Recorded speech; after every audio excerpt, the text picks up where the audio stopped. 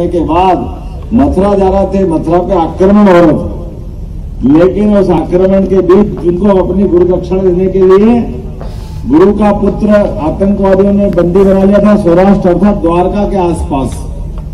तो भगवान कृष्ण और बलराम यहाँ इंदौर के पास जाना पाओ से परशुराम जी से सुदर्शन चक्र लिया और जाकर उन आतंकवादियों को मारा। इसलिए वो जम मतलब हम कई बार नादानी बताते, जम मतलब यम या स्वर्गलोक के देवता, वो जामनगर है, वो वास्तव में उस समय का जम का ही नगर माना जाता है। और इसीलिए वहां का राज्य रेवत का राज्य था।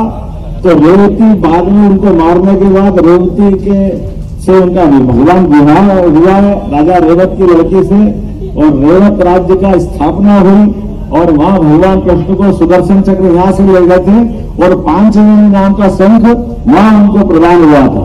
तो वो रेवती के नाम पे आपका ये रेवती का नाम है। मैं आपको प्रणाम करता हूँ। ऐसा लगता है कि कृष्ण परिवार 5000 साल पुराने स्थान में पहुंच गया। इतना आनंद आता है, हम सब के लिए सौभाग्यवाद। और ये जो रेवती के नाम पर फिर वो अपने 27 नक्षत्र में से एक अपना रेवती नक्षत्र बना, क्योंकि ये ग्रह रचना अपनी स्थायी है, लेकिन कई ग्रहों को मिलाकर के जो 27 नक्षत्र बनते हैं। इसलिए आप ध्यान देना, हमारे संतों के लिए हम 108 का उपाधि देते हैं। तो ये उपाधि देने के पीछे ये भाव नहीं है कि 108 को ऐसे अपन आंकड़ा ले लिया।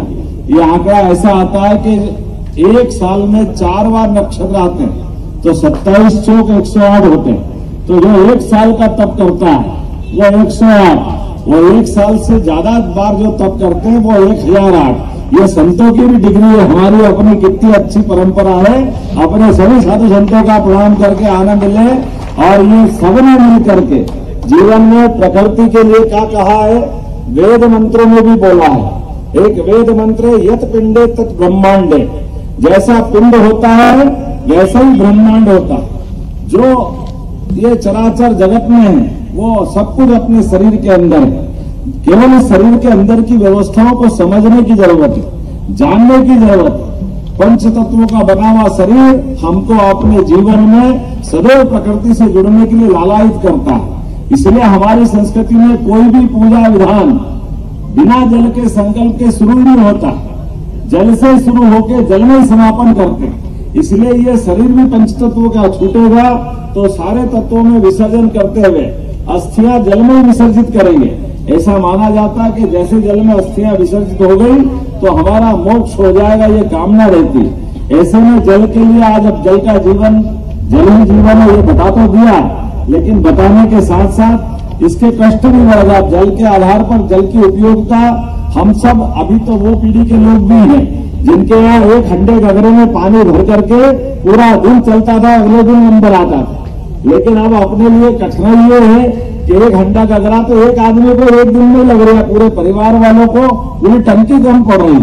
ये जल के साथ उसका व्यय भी हुआ है, लेकिन व्यय के साथ अपव्यय ज्यादा हो रहा है। तो आज हमारे बीच में जो हम संकल्प कर रहे हैं, ये जल के अपव्यय को रोकने के लिए भी और जल का संचय करने के लिए भी, और जल के संचय में आपकी जानकारी के लिए जिनको मानना वो मानते, नहीं मानना वो नहीं मानते, लेकिन नहीं मानने वाले भी कोविड में सब मानने लग गए कि भारत वाले कितने आगे हैं, आयुर्वेद के माध्यम से सबकी जान बची तो काढ़ा ही काम में आया। हमारे यहाँ कहा गया कि सूर्य कुएं को।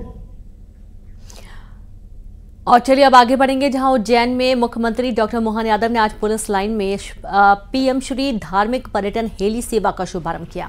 सीएम मोहन यादव ने हरी झंडी दिखाकर सेवा का शुभारंभ किया, जहां श्रद्धालु उज्जैन से ओंकारेश्वर हेलीकॉप्टर से पहुंचे। बता दें कि सरकार की ओर से धार्मिक पर्यटन को बढ़ावा देने के लिए हेलीकॉप्टर धार्मिक पर्यटन सेवा की शुरुआत की गई है।